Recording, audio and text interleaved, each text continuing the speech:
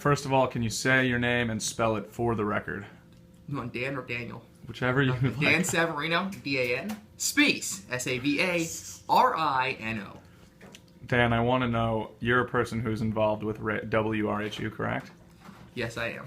And I just want to get your take. Just need to do this for a second. And I'm with you, though. I'm here for the engineering thing.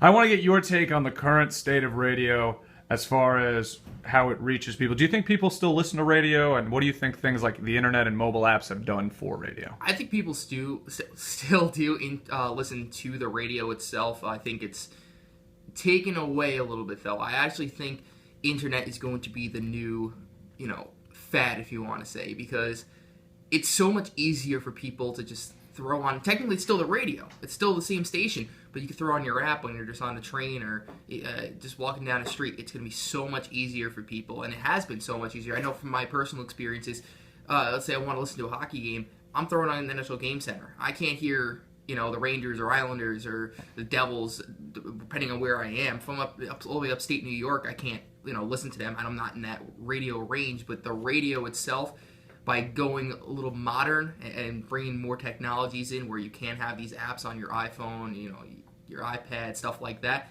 that's where I think it's all going. I want to know, just, you're a sports guy.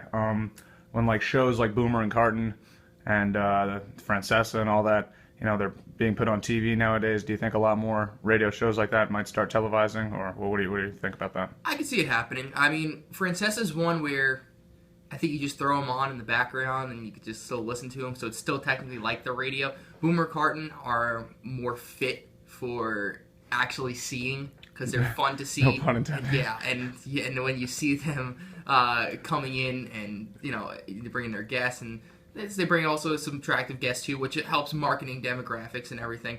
I know a lot of different guys. Dan Patrick has his show on NBC Sports Network. I've watched that a few times. It's not bad being on TV. I definitely see it as a growing field because it just gives you another element to your show. Obviously, the commercials and stuff, but the content is still the same, and I think that's all that people want. You're the man, Dan.